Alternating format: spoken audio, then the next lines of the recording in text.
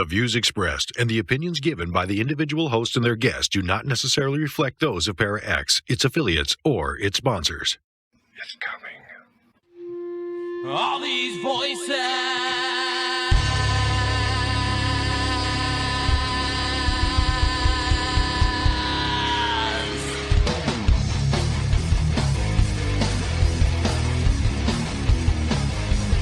All these voices. They're not yours. You had no right to them when you were alive, and you have no right to them when you're dead.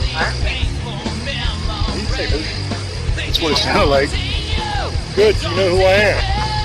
And you know I'm not playing. You're going to let those women go. In Jesus' name, you're going to let those women go. Is there a demon here watching us right now? Watching us right now. Hello, everyone, and welcome to another episode of Staring Into the Abyss. I am your host, horror author James Hershey Jr., and with me, as always, my co-host, old boy James Ash. How you doing, brother? And good evening, everyone. I hope everybody's excited about our new action-packed 1-hour episode, so I hope you guys enjoy it. Thank you, James. Tonight's episode is going to be interesting. We've got an article about the San Pedro Mummy, and we've got some photographs of it and even an x-ray. And we're going to go over this and try to figure out if it is real or not. So without further ado, let's go ahead and get to the article. Tonight's article comes from ancientorigins.com, and the headline is The Mystery of the San Pedro Mountains Mummy. It was published March 19th, 2020. In June 1934, two gold prospectors who had been digging and blasting for gold within the San Pedro Mountains in Wyoming, came across a small cavern buried deep within the thick rock. When the dust began to settle, the prospectors made a startling discovery: the well-preserved but long-forgotten remains of a tiny human. The origins of this little human were a mystery. Local Native American tribes were known to tell stories of legendary tiny people, little spirits, or the Nimeriga. In some of these stories, the small people had magical powers, or healing powers. In other stories, they were a vicious tribe who attacked the Native Americans with poisoned arrows. The discovery of the mummified remains drew much attention to the area, eliciting many questions and creating controversy. There were many who doubted the veracity of the prospector's story, believing the remains to be fabricated and the story a hoax. Scientists flocked to the area, all with a deep desire to determine the truth behind the tiny person, nicknamed Pedro. With a sitting height of 6.5 inches and an estimated standing height of 14 inches, it was clear that these were no ordinary remains. The scientists conducted extensive testing on Pedro. First, they reviewed the outward physical evidence. Pedro was found in a sitting position, cross-legged on a small ledge, within what appeared to be a man-made cave. With bulging eyes and a flattened cranium, Pedro was extremely well preserved, so much so that even his fingernails were visible. A gelatinous substance covered Pedro's head, and it became clear that liquids had been used to preserve the body. His nose was flattened, he had a full set of teeth, and his skin was brown and wrinkled, creating the appearance of an old man. And here I'm going to put on the screen the actual photographs of Pedro. This is the San Pedro Mummy, and this is the photographs of it and an x-ray of it that they did. So you can see here that this is not a legend. This thing actually existed. And you can see in the x-ray that it does have a skeleton inside, which would mean that most likely it is organic in nature. In the years following the discovery of Pedro, scientists conducted more invasive testing, utilizing x-rays to try to unlock the mystery. Several anthropologists initially concluded that the remains were those of an infant, likely born prematurely, or who died shortly after birth. This, however, is an area of disagreement, as a second body of scientists believe the remains to be those of an adult, possibly 16 to 65 years in age. It has been said that x-rays revealed sharp teeth and the presence of food in the stomach that appeared to be raw meat. The x-rays also suggested that Pedro had suffered a violent death, showing broken bones, a damaged spine, and damage to the skull. The discovery of the mummified remains led to significant speculation that the remains were a hoax. The presence of the gelatinous substance on Pedro's head led some to believe that the remains were actually those of a deceased infant, recovered from a medical facility, or that the prospectors had created the remains using a crude form of taxidermy.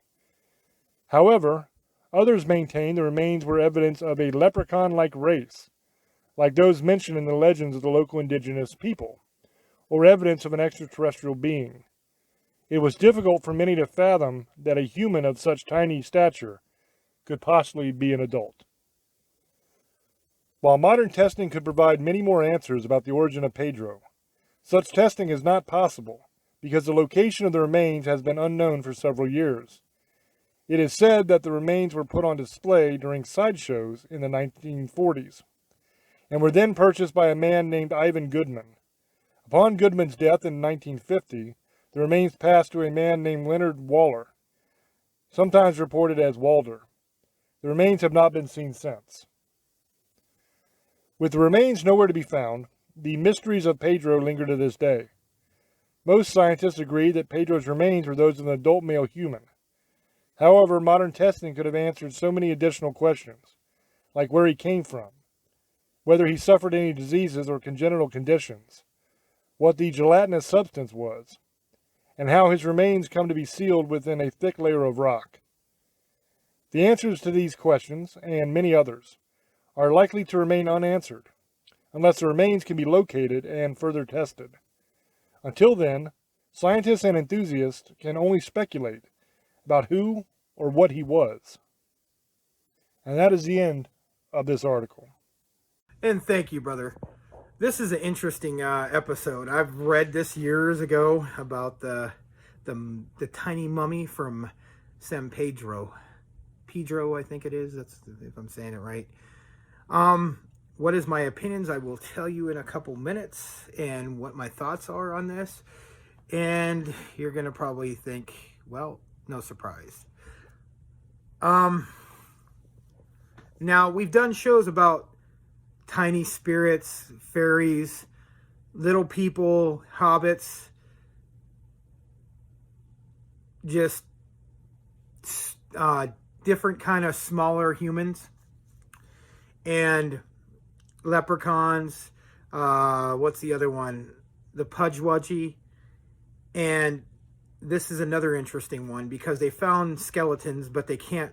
The skeletons of these two mummified tiny people. One's 6.5 inches sitting down, and it's supposed to be the infant. The other one's like standing almost 14 inches and has teeth, and they think was the male version, 16 to 65, or female, I forget which one it was. Do I think it's possible? They can't find it anymore, so it disappeared. No surprise. We'll never know the truth because they could find out now with technology. You know, they said they're fake, or they're just an infant. There's people saying they were just premature births or defected births. That was what they said after taking. I know there's x-rays of it, and I've seen pictures of it. It's really cool. I think James is going to put it up in the video so you guys can check it out. And again, tell us what you think. Leave your comments. We always want to hear what you think about this. Was these really truly small, what I think the natives called were, I think they were called little people, or they thought they were tiny people, I think they were, or tiny spirits that attacked them with bows and arrows with poisons on it when they were going through the I think the jungle in that area. Do you think they're real? I've seen the pictures. I don't know. Because they can't find them anymore. It could be fake. It could have been just something. It was like in the 40s and 50s. So, you know, people were trying to get famous with a lot of things back then. So we all know about the famous Nessie picture that they're still saying is real. The guy just set it up, and, you know, we'll never know the truth on this stuff. You know, the Patterson video has been argued for years, you know, with Bigfoot. Is it fake? And that was in the 60s. There's a lot of people who want to be famous. Now, do I believe these people existed? The native Indians in that region said they did exist. They were fairies, or they thought they were little people or whatever. And why would they see? A lot of things is, why did the native Indians were not stupid people? And I think that's what people think. Primitive people were stupid. They knew how to draw on walls and stuff, so they know the difference is they knew something existed or not. You know, they were our ancestors, so they're not going to lie. I mean, some of it is story, you know, they get kids to go to sleep and what they used to talk around the fire. Everybody does that. Every religion, every culture, every race of people have their stories. So is that what it is another story? But yet the bodies are disappeared. You can't find them anymore because they don't know where they're at. Not surprised. I think there's, and I'm going to say this, and I probably shouldn't, there are certain people who don't want us to know about this stuff. That's all I'm going to say. And I'm going to say no more. And won't be surprised they had something to do with the disappearance. Because I really believe there's a possibility these are real. And there probably might be a fake. You never know, especially people want to get famous back then. They want to get their, you know, their country or their village or city, you know, famous. So, oh, you know, I killed a Bigfoot, or oh, I killed like a fairy or a leprechaun, or I have the Loch Ness monster I took a picture of, and then come to find out 90% of it's fake. There's a possibility on that, especially the time, especially how all of a sudden it conveniently just disappeared. That could be a possibility. It was just another lie, like always. But we can't find it, so there's no. So I'm going to be 50-50 on it. It could be true, it could be a fake. What do you guys think? Again, like I said, leave us in the comments. Now, we have done other stories about stuff like, not about San Pedro. That's a whole different thing. We have done stuff about legends of hobbits and leprechauns and fairies. Now, there is a very possibility these were a tribe of people they think that could have existed. They were only 14 to 2 feet tall, maybe even smaller. It's a possibility, guys. I mean, they've found the hobbit bones, but they were like 3 feet tall, 14 inches, 15 inches. They may not have been human. They might have been something else. We don't know. Might have been another species of animals that just, or a being, because I don't want to call them human. We don't know if they were or not, or another kind of species that did just extinct, that went extinct. And that's a possibility. And I believe in the old school stuff, guys, like the old days. I believe werewolves, vampires, witches, they all exist. I believe they've been exaggerated over time because that's just how people are. The telephone effect. You tell somebody something and they'll go and say almost a story, but something different in it. And then you get somebody who doesn't know the whole story and just adds to it. And then it goes over years and years and gets to what we have now. Urban legends. And this is what I think it is, more of an urban legend. Yeah, they have pictures of it. Yeah, they have pictures of little disposable fairies. They're 14 and 6 or 7 inches tall. And in their culture, they said that the Indians said these people would shoot poison arrows at them. So that's a possibility that it's either fake or they just don't want us to know something again. Because it disappeared in the 50s, I think. 60s, no one's ever seen it again because they want to. I think science, when they start doing stuff, they'll start proving things wrong, and then they know now today there's a fact that they find out it's fake. They don't want to be called fraud, so we'll just conveniently say it disappeared, just like the hand disappeared of the Yeti that they say they have in the temple in the Himalayas, a hand of the Yeti. But when I used to watch Unsolved Mysteries, they said that somebody took a piece of the finger and they analyzed it and said it was not human. But again, Unsolved Mysteries, they were trying to sell a show. That was back in the day. Some of the reason I got into this, and Art Bell, you guys, Coast to Coast, that was a big reason I've always been. into this stuff. And like I said, and the funny thing is, me and my friend used to talk about doing a show together, and now I'm doing it with James for the last 6-7 years. That's so funny. So I just want to know what you guys' comments. What do you think happened? Do you think they're hiding it? They don't want people to know about it. They don't want it coming out. It was just fake, like everything a lot of people do. 90% of the stuff that you hear on TV, do you guys think it's fake? What do you guys think? Let us know what you guys think in the comments. We always like to hear from you. That's why I keep talking about that, because I probably said it 3 or 4 times now. Look, we want to hear your responses to these shows. And we want to hear what your opinion is. And we want to know what your thoughts, and give us ideas of doing other shows. So we like this is something different we never talked about. The small mummified fairies of San Pedro. So this is a good one. And I've read about this when I was a kid, so I've heard of this one before. So I was like laughing when James sent me this one to do a show about. I think that a lot of things that are stuff like this, there's probably a 90% chance they're not real. But there's always a possibility with stuff like that it is. But it's been exaggerated over years, and people wanted to exploit it to make money. And I think that's what a lot of people did at that time. Either it was a Barnum and Bailey kind of thing. Oh yeah, look at these things we found in a cave. And they're 14 inches, 6 inches tall, and they have teeth and stuff like that. And you never know. Back then, that was a thing. People did shows like that. And when people just had ailments and deformities and mutations, people used that to make money. You know, the crocodile boy and the lobster boy. You know what? It's just so funny. I just brought up another show we can do, James, next week about Barnum and Bailey and some of these shows. And I don't like to call these people freaks, because I think that's an insult to these people. They were taken advantage of to make money.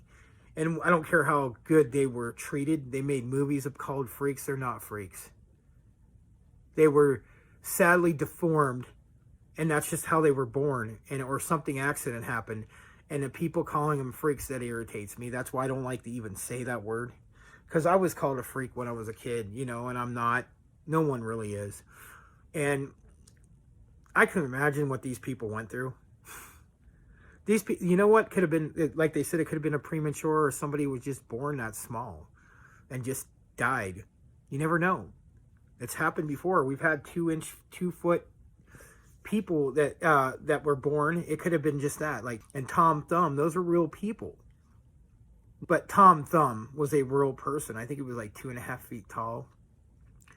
And he was used for this kind of stuff. And it wouldn't be surprised that's what it is about. People trying to glorify or make money off of somebody.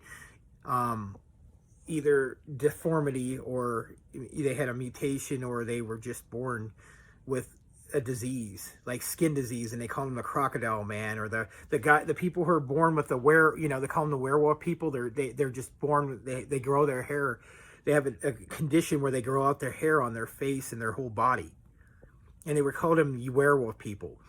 And the people who were born with the small heads, and they had a name for them, and they were mentally challenged, and that was ridiculous that they called them what they did. And the claw boy, the guy had, his hand looked like a lobster claw or something, and he was just deformed that way, and they called him the crab boy or the bat boy and crap like that. And not all of it was fake. Like they had the fake, not everything was fake. Like they had vampire teeth, like a skull of vampire. It could have been, you never know. But, you had the mermaid. They made like a fish-looking creature with like a mermaid body. I've seen Barnum and Bailey documentary. It was kind of cool. But these oddities, they're not. It's odd to us, but it's not to them. And I don't like to even say that, because it's putting them down. They're not. It's not their fault what happened. They were either born this way or had a condition.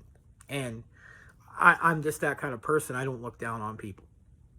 And I don't even like to bring it up, because they got they were taken advantage of, and they got money taken that they should have made. And like the Elephant Man. Have you ever seen that movie? That movie's messed up, guys, and it's so sad what happened to that guy. And it's pathetic, actually, that people would treat somebody like that because they were deformed. I think his mom was attacked when he was pregnant or killed by an elephant or something. I forget. And he was deformed from it. Or he had the elephant disease or something. I think he might have had elephant. There was some kind of, that's what they called him. But he was really deformed. But I heard he was a really cool person in real life. And he was treated bad by somebody like that who took advantage of him. And I know a couple people that were taken advantage of because of stuff like this. And just because of that, it irritates me. But that's a whole different story, guys. Don't want to get into it. Just wanted to talk about that. I believe that there's a possibility these were real, and I believe that they also could be fake. I'm going to go 50-50. I don't know what James's opinion is all the way. He probably thinks about the same way, or maybe he thinks they're real, because the native Indians there said they were. And it's a possibility. That's why I'm going 50-50. I do believe it's kind of funny how they disappeared and no one knows where they're at. That's no surprise, but there you go, James. That's my opinion, brother. Thank you, brother. I think that there are a lot of different examples of human beings that are this small. There are also examples of hominoid species that are small as well. I mean, we've got Homo florensis. We talk about that quite a bit. That's the real-life hobbit. They're tiny. They're not that tiny, but they are only a couple feet tall. But there are a lot of different examples throughout history of actual human beings that were very, very close to this. The smallest person ever on record, according to Guinness Book of World Records, was 16 inches. Now, that was taken out of the record books because they weren't able to independently verify it, but a Encyclopedia of Natural History noted that this person was 16 inches tall. Guinness just couldn't make sure that it was true because the person wasn't around. So, matter of fact, you know what? Instead of me just telling you this, let's do a little something different. I haven't planned on this, but let's go to the Guinness website itself, and we will look it up, and we will see how many people are that little. How many people are in the 16 to 30 inch range in history. And I think that we're going to see that there's quite a bit. Now, maybe not. Maybe there's only one or two, and I'm just talking out of my butt. But we're about to find out. I guess without further ado, let's go to that website and see what's up. So all this information comes directly from the Guinness Book of World Records website. So we got 1810, Calvin Phillips. In 1810, Calvin Phillips, United States of America, born 1791, measured 67 centimeters, which is 26.5 inches, and weighed 12 pounds with his clothes on. This made him the shortest male ever recorded. Calvin was born in Bridgewater, Massachusetts, weighing just 2 pounds. He stopped growing at the age of 5. Shortly after his death in April 1812, at 21 years old, he was measured at 27.5 inches. Calvin's record wasn't broken until 1990, almost 180 years later.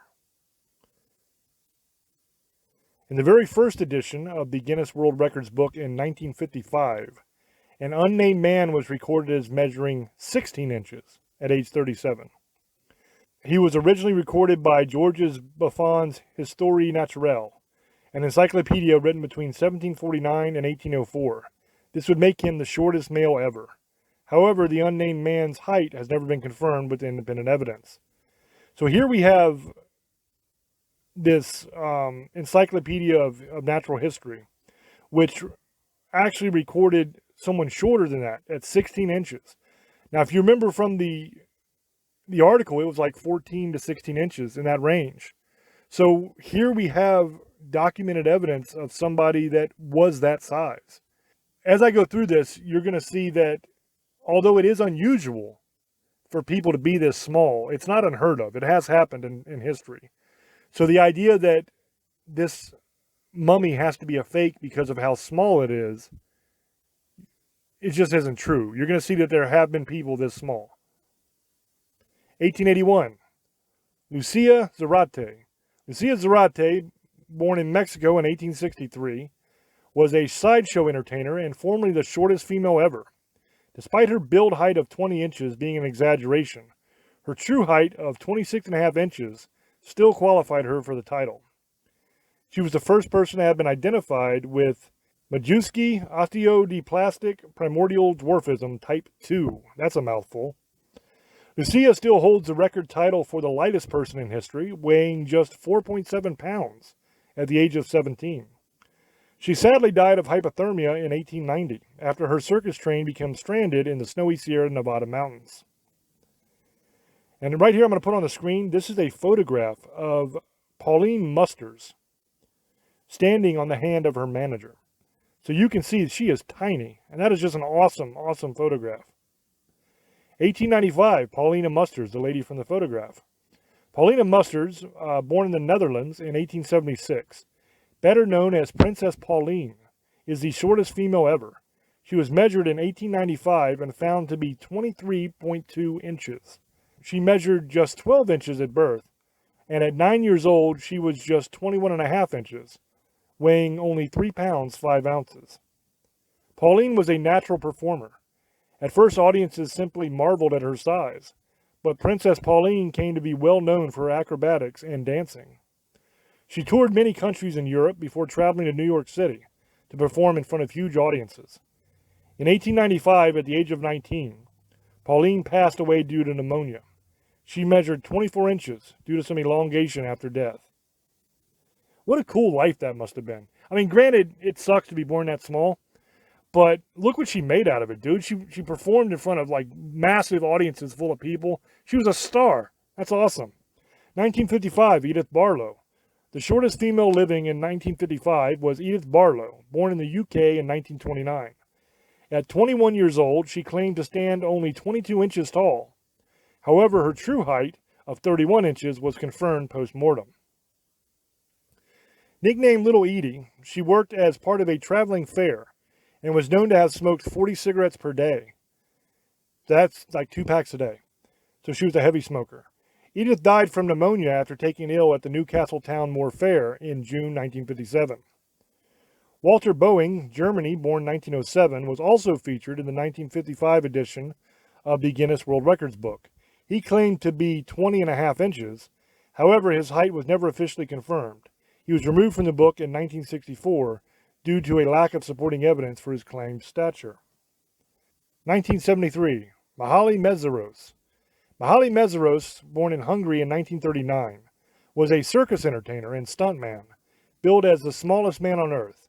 He stood 33 inches tall, making him the shortest living man at the time. Part of his circus act involved training and performing with white poodles. Mihaly was also a television actor, notably appearing alongside Michael Jackson in a Pepsi advert. That's pretty cool. Mihaly passed away in Los Angeles in 2016, age 76. Manol Souza, born in 1942 of Moreno, Brazil, was reported to be 31 inches in 1973. However, his height was never officially confirmed. 1977, Suleiman Aris. The circus acrobat, Suleiman Aris, born in Turkey in 1955, gained the title of shortest man living when he was medically measured on March 3, 1977. He stood 30.1 inches and weighed 25 pounds. He and his brother and sister had primordial dwarfism. So his brother was 83.5 centimeters and his sister was 96.5 centimeters. So both of those were also very, very short. A little bit taller than him, but very, very short. In 1974, a man named Nuchuram, born in India in 1929, was reported to be 28 inches. However, his height was never officially confirmed. 1984, Antonio Ferreira. Antonio Ferreira, born in Portugal in 1943, took the title of the shortest man living in 1984, when he measured at 29.5 inches. He was from the town of Arcozelo, Portugal, and performed as a professional drummer in a pop group. Antonio sadly passed away in 1989 at the age of 44. In July 1982, a height of 28 inches was reported for a chicken farmer named Gukum Ahmed Dar, living near Srinagar in Kashmir, India. However, his height was never officially confirmed. 1987, Nelson de la Rosa. Nelson de la Rosa, Dominican Republic, born in 1968, was recognized as the shortest man living after measuring 1.2 inches shorter than Antonio Ferreira. In 1987, he was measured by the head of the Dominican Republic Medical Association at 28.3 inches in height and 15 pounds in weight. His stature was called by Seckles syndrome. Nelson gained popularity after appearing in films in the Dominican Republic. He enjoyed international appeal, eventually landing a role in the Hollywood film The Island of Dr. Moreau, alongside Marlon Brando. That's pretty awesome. Nelson passed away at age 38 on October 22, 2006, in Rhode Island in the United States.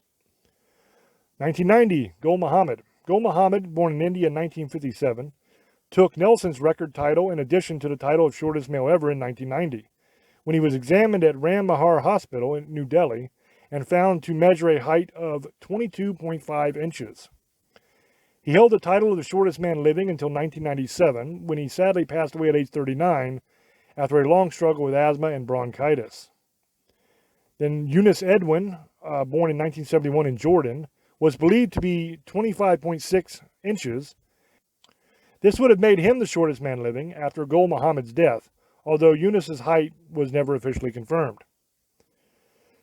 1991, Madge Bester. Madge Bester, born in South Africa in 1963, was confirmed in 1991 as the shortest female living, measuring just 25.6 inches. She was confined to a wheelchair as a result of a skeletal disorder, and she had extremely fragile bones. I'm going to try to skip through because there's a lot of these. Her mother, Winnie, also had the same disease and measured 27.6 inches. 2008, this is the last one I'll read. He Pingping. He Pingping, born in China in 1988, claimed the vacant title of shortest man living in 2008. Pingping was born with a form of primordial dwarfism, and at age 19, he measured just 29.4 inches. However, his personality was larger than life. He earned international fame and made many public appearances, including meeting the then record holder for longest-legged female, Svetlana Pankratova, from Russia, in London. He was very excitable. He loved running around. He'd be a bit mischievous, revealed Guinness World Records editor-in-chief Craig Glenday. He also hated being picked up, and he would kick quite viciously if you did pick him up without asking. That is awesome. Ping Ping sadly passed away at 2010 at the age of 21. He remains one of our most iconic record holders of all time, both in China and around the world. So that's the last one I'm going to read. This goes on and on and on. I mean, there's literally dozens more that I could go through. But I think I've proven the point that it is not unusual for people to be tiny like this. Now, granted, the size of the mummy is a little bit shorter than the smallest person on this list, which was 16 inches. But it's in the same ballpark. I mean, you're talking like a 2-inch difference, because I believe the mummy's like 14. So that's not a big difference, you know? So I think that it proves that it doesn't have to be something supernatural. It doesn't have to be a hoax. It could simply have been one of these people that are suffering from dwarfism that's tiny as hell. You know, and maybe they died at a younger age, or maybe they died as an old man at that age. And they were mummified somehow. You know, I don't think it has to be that they were a leprechaun, or that it was a fairy, or that it was a hoax. So as you can see, I mean, that worked out pretty much as I thought it would. One thing that's interesting to me is they mentioned in this article Native American legends of little people and legends of leprechauns. And that kind of got my wheels spinning, because we've got all kinds of different creatures, mythological and supernatural type creatures that are small like this, that could kind of fit this bill as well. I mean, you've got leprechauns, you've got all kinds of different fae, a lot of the fairies. There's all kinds of little creatures like this. The Pukwudgie's very, very small. There's a bunch of them. And that got me to thinking, what if a lot of those old legends of the fairies, of the Pukwudgie, of the different little gnomes and trolls and stuff like that. What if some of those legends were inspired by little people like this? Wouldn't that be interesting? Because if you think about it, like, let's take a Pukwudgie, for example. A Pukwudgie is a forest spirit that, if you dishonor the forest and you don't come in with respect and you don't leave an offering, then bad things can happen to you. What if that is one of the little pygmy tribes? What if that is the basis of that legend? Is one of the little pygmy tribes that didn't like people coming into their territory. So when people would come in and, explore and just looking for food or looking for whatever, these little pygmy tribes would attack. And it's interesting that a lot of those legends have to do with poison arrows. And one of the things that the pygmies use over in the Amazon were poison-tipped blow darts.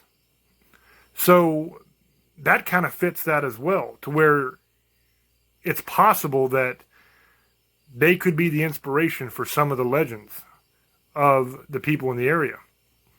Because if you think about it, put yourself in that position. Imagine that you are just living your life. Okay?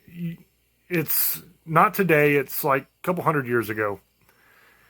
And pretty much all you know is the people around you that you've seen, the animals around you you've seen, your basic environment and your basic life. So you go into a rainforest, like the Amazon, or just any kind of densely packed forest. Anybody that's ever been out in the wilderness like that knows that it's kind of a magical place anyway.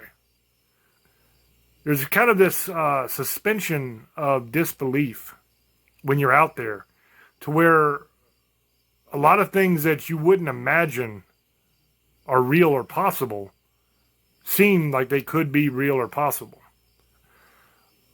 Especially if you're out there staying, and usually it's around 2 or 3 o'clock in the morning. That's when it hits you. I know I've spent a lot of time out in shelters that I built myself, out in the wilderness, and usually around 2 or 3 o'clock in the morning is where it really gets you. You start thinking, because you don't sleep a whole lot when you're out there. I mean, you sleep bit at a time. You'll sleep maybe an hour or two here, an hour or two there, 15 minutes here, 15 minutes there. You don't get solid sleep because the forest at night is absolutely alive with all kinds of sounds. You've got all kinds of sounds of insects. You've got sounds of things walking around and creeping around. And nothing will wake you up quicker than when you're laying inside of a shelter that you built and you hear something walking around outside of that shelter. So put yourself in that position. You are going into the forest or the rainforest or something like that, looking for food or looking for a new place to move to or something. And you're already kind of sketched out a little bit anyway, because it's dark and it's kind of spooky in there. And then all of a sudden, these little darts, what look like little arrows to you, come flying out of nowhere and start hitting people in your group. And they drop dead. Now, there's no way a little dart like that should kill a big person. It's just a tiny little toothpick looking thing. So there's no reason why it should have killed them, but they're dead nonetheless. So you figure out pretty quickly that it's poison that has done it. Now, most likely you're not going to see the source of those arrows right away. Because keep in mind, these dudes are small, man. They're tiny little guys. They're like 16 inches. That's like a ruler and 4 inches. That's not very big. So most likely in a forest situation, you're not going to see them because you're going to be looking at shoulder level. maybe a little bit lower than shoulder level for an attacker. You're not going to be looking down at the ground, because that's where you'd have to look to see something that's only a tiny bit over a foot tall. So you're not looking there, you're looking higher than that. So chances are you're not going to see them right away. And probably barrage after barrage after barrage, volley after volley of these poison-tipped darts will fly in. And maybe if you're lucky, you might catch a glimpse as you're running away. And what you see is this tiny little creature. Now you might think, well, it looked like a man, kind of, because it was upright and it had 2 arms and 2 legs. But most likely they've got some kind of war paint kind of stuff on. That's how most of the tribes are. So they're probably painted up and they look pretty scary. And they're tiny. And you've never seen a tiny person like that. Now maybe in your experience in the world, you might have seen one person who was like a midget that was like 4 feet tall or something. But you've never seen somebody a foot tall. That's tiny. And most likely you hadn't even seen somebody 4 feet tall. Most likely the majority of the people around you are around your height. So you see that, and it's like nothing that you've ever experienced before. Is it such a stretch? Is it such a leap in logic to think that that might inspire the legends of some of these creatures? To think that it had to be some kind of supernatural thing, because they shot these tiny little arrows that killed everybody. And they came in like the wind, man. You couldn't even see them. You couldn't hear them, nothing, until you started dying everywhere around you. I can see how very easily that could get carried away into a story of some sort of creature that can wipe out your entire tribe if you're not careful. It's so unlike anything that we've ever experienced. Now, we know that from the article I just did with the Guinness site, we know that this happens all over the world. You have these people that are this size all over the world. Now, most likely you don't have entire tribes of pygmies like you did in the Amazon, but I'm sure you have some people like that all over the world.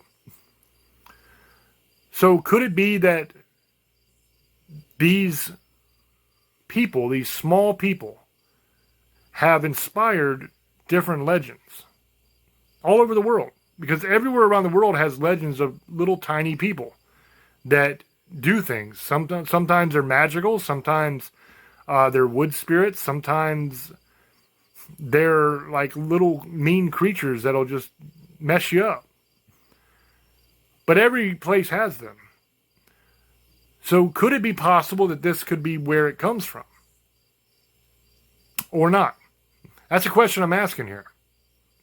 To me, it's not beyond the realm of possibility to think that people, having seen something like this, would imagine that they have some sort of magical properties. Because remember, this has happened before in history.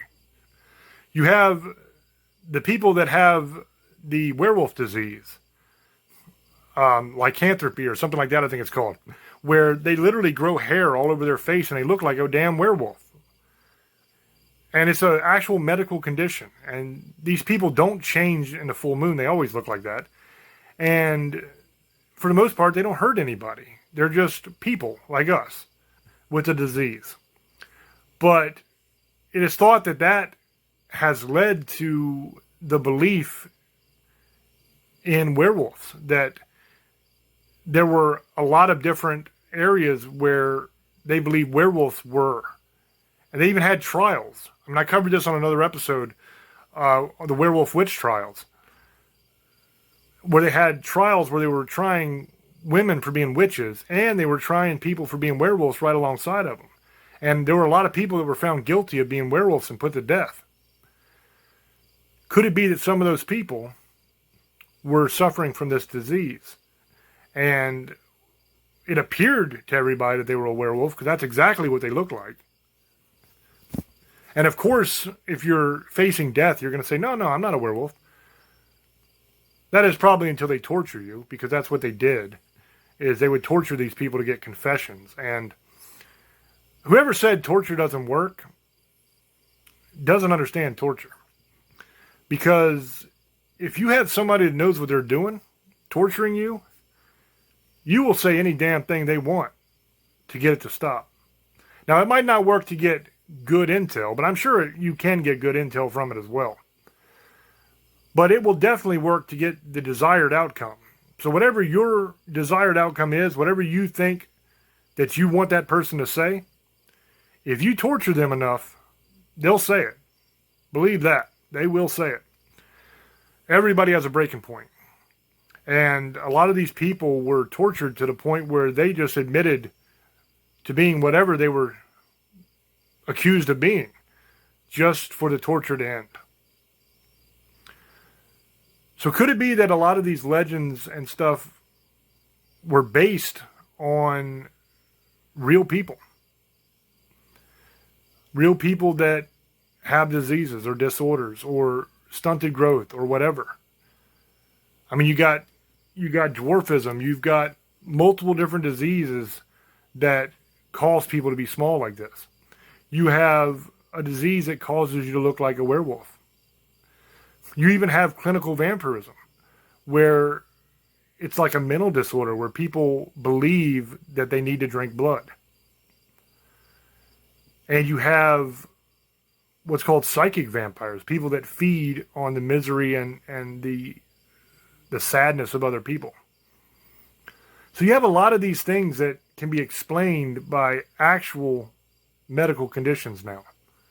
So could it be that some of these legends from back then come from undiagnosed and ununderstood medical conditions? Now, I'm not saying all, because some things do exist. There are things out there that absolutely do exist. Vampires absolutely do exist, like real vampires, not people that believe they need to suck blood or psychic vampires. I mean real vampires that drink blood exist. If you want the proof for that, go onto the YouTube channel, youtube.com/James Hershey Jr., and look up the episode, What Are Demons and Where Do They Come From? In that episode, I explain what demons are. I give you the origin of demons. I give you the origin of giants and prove that they existed. And I give you the actual origin of vampires and prove that they also existed. It was a fantastic show. So some things that you think aren't real did exist. Dragons fall into that category as well. Dragons, people believe, aren't real, but they did exist here on Earth. And I believe that dragons were a type of dinosaur, and they were just called dragons, because every lore on Earth talks about them, even the Bible.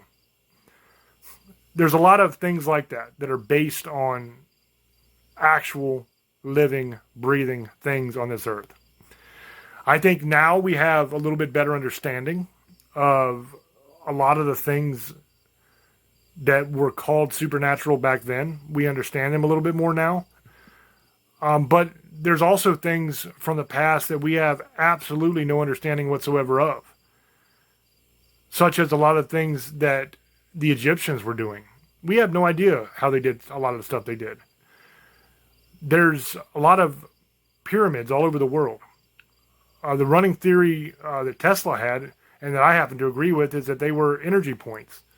They were points that actually harnessed the Earth's electromagnetic energy, and they were used to power the civilizations of the world. I believe that is the case. I think it goes back way further than the Egyptians, but I believe that's true. I think there's a lot that we don't understand, even today. But I think some of the stuff that we understand a little bit better now, we've come up with new names for it, but it was just called something different back in the old days. What was called werewolfism then is now referred to as that disease, lycanthropy or whatever it is. What was called vampirism then we now know is because hair and nails and everything continue to grow after you die. And your lips recede, and your gums recede, which makes your teeth seem to jet out like vampire teeth. So we understand that if you dig up a body that's been in the ground for a couple weeks, it's going to look a lot different. It's going to have longer hair than it had. It's going to have longer nails than it had. The teeth are going to look like vampire teeth. And you're even going to have some blood pooling around the mouth, because blood will escape the different orifices of the body. Because gases cause your body to bloat, and it forces the liquids out. So we understand that there are scientific reasons for some of the things that they believed were supernatural back then. But like I said, there's also things that we cannot explain. We don't understand how they did some of the stuff they did. So my question is, do you think that's a possibility? Do you think that some of that lore and legends could have been based on simply people with diseases? Not just the little people like we're talking about tonight, but I gave the example of the people with the werewolf disease. I gave the example of people with the mental illness that believe they need to drink blood. There's all kinds of different stuff like that. Now, do I believe that there were actual witches? Yes, there were actual witches, 100%. There are witches today, so why the hell would you think there weren't witches back then? Wicca goes back long before the age of the Puritans. So I'm sure there were people that were practicing witchcraft, that were accused of witchcraft, were practicing witchcraft, and were executed for practicing witchcraft. Should they have been executed for practicing witchcraft? That's up to you to decide, man. I'm not going to give an opinion on that. I think that God gives us the freedom to worship or not worship, to believe or not to believe. I think that is probably between you and God. It's none of my business what you believe in or what you worship. So my opinion, I said I wouldn't give it, but I'll give it anyway. My opinion, probably not. They probably shouldn't have been executed for that, but it was a different time, and those people did what they did, and it's got nothing to do with us today. But as far as the mummy, do I believe the San Pedro Mummy is real? Well, yeah, of course it was. And it's an easy explanation. Old boy was talking about how because it can't be found, it might be fake. I don't think that's what that means. We have photographs of it. We have x-rays of it. We can see it. We know that it existed. We know that it was examined by scientists and medical personnel. So we know that it was here. It went on to the oddity circuit, what a lot of people used to call freak shows. And whenever something would go onto the oddity circuit, it was not uncommon for it to be sold and to kind of switch owners multiple times and end up somewhere else. So as far as the fact that we can't get our hands on it today to test it, that doesn't bother me at all, because there's a ton of stuff that has come up missing that was on the oddity circuit and just kind of went to the highest bidder. And that's just kind of the way it goes, man.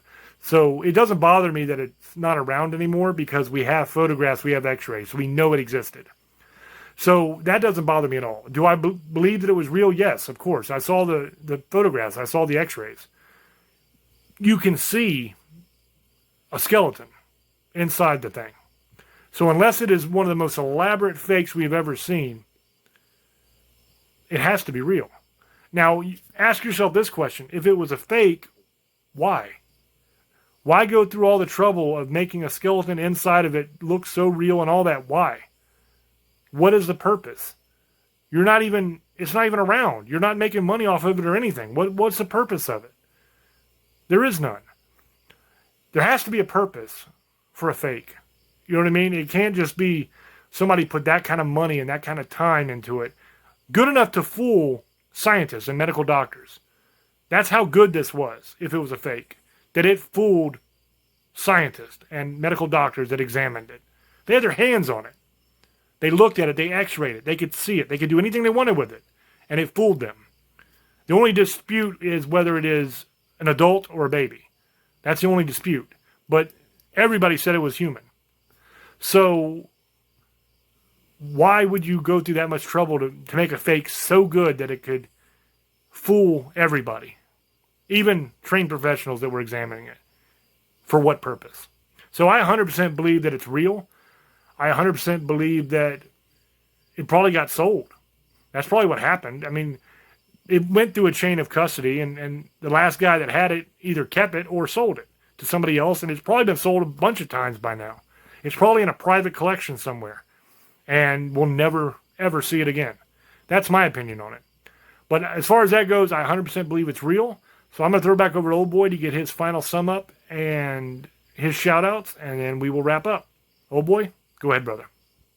And I hope everybody enjoyed this episode on Parax Radio every Sunday nights at 9 Pacific, 12 Eastern Time. You guys like this episode, please leave your comments. Like always, we always want to hear what you think. You guys watch this on YouTube, subscribe to James Hershey's YouTube page, and you can watch all the old and new shows. You guys want merchandise, he'll tell you where to go. Get shirts, hats, COVID masks, all kinds of cool stuff. I hope you guys enjoyed this new episode we did. Misfits, Sugar Ladies, Monster Lovers, and Demon Hunters, we love you and blessed be. And have a great night. Thank you, brother. I hope you guys enjoyed this episode. It was a fun one for me. And this is one that, for me, had a very simple explanation. It really wasn't that difficult to figure this one out. But I hope that you guys enjoyed it. Let me know down in the comments section when this hits YouTube what you guys think. Give me your opinion. I like to read it. And now for these shameless plugs. The YouTube channel is youtube.com/James Hershey Jr. That's where everything is. Every episode of Staring. Every episode of Tales. Every episode of Paranormal News. It's all there. It's all 100% free. There's literally like 250 episodes of Staring.